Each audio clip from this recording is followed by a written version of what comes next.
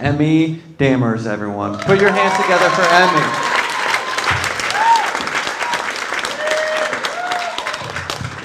All right, hey, what's up, guys? How you doing? It's a Monday night. Why are all of you here? So I found a condom earlier outside on the ground, and honestly, I think it just means no one else can give a fuck on Mondays either. Condoms get a bad rap, though, you know? Like, I get guys don't want to wear them, but for me, like, there's no downside whatsoever. So I would even say I'm a condom advocate. Like, I'm probably one of maybe 10 kids in America that had a comprehensive sex education early on. Like, have any of you ever seen a female condom before? I'm willing to bet no one has. Not dental dams, a female condom. To clarify, none of you. I got a detailed demonstration at age 14. It was scarring.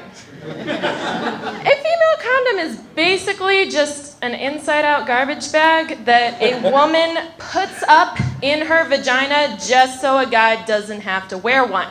It is a bad design. Male condoms are the way to go. Don't use female condoms. Use condoms, but like not female condoms. So I went home my freshman year of college. I went to go visit my mom, and she sits me down one morning and she goes, Emmy Elizabeth, we need to have a talk. I did something bad. I went through your purse, and why do you have 63 condoms in your purse? Why indeed, audience?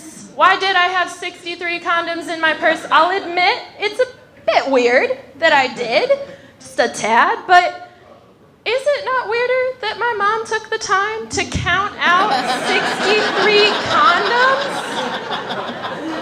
They weren't on a string. They weren't all, these were loosey-goosey, like, you get them for free condoms. She took the time. And the reason is kind of boring. Like, my friend runs an LGBTQA group, so, woot woot. No one love, okay, fine. But she told me to take a bunch of extra condoms and take them back to my shared bathroom at my dorm, and I did. But that's not exactly what I told my mom. What I ended up saying was something like, well, Ronnie has 100 in her room. Did not really go over very well. Dating in New York is kind of hard. I will admit I have been actively rooting against my upstairs roommate. I've never actually met this neighbor. She did recently enter a dry spell, though. I can tell because the walls are thin and she is loud. Most of the guys I date right now, I wouldn't really picture bringing them back and introducing them to my parents because, you know, men are kind of trash and my taste is trash as well. But that said, men are trash. I will go dumpster diving. I'm ready. I don't really think I have to worry about it that much longer, though, because we're approaching a very important holiday, guys. Mark it in your calendars. Breakupsgiving.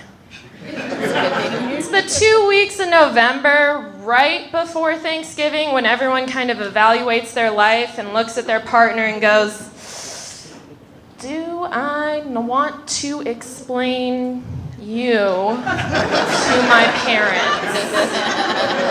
Am I ready? It really ends a lot of those in-between relationships, you know, I might as well introduce him. He seems nice, you know, he knows how to read. But you don't. You end up breaking up with them, and it's a good thing. Honestly, it's kind of hard because it cuts off all of those relationships like what my upstairs neighbor is having. She's going with the whole And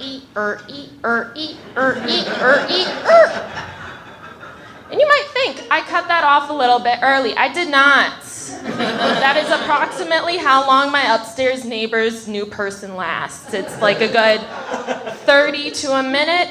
And I thought about it for a little bit, because I'm a nosy bitch. I thought to myself, well, maybe I'm just catching the tail end. Maybe she's not very loud at the beginning.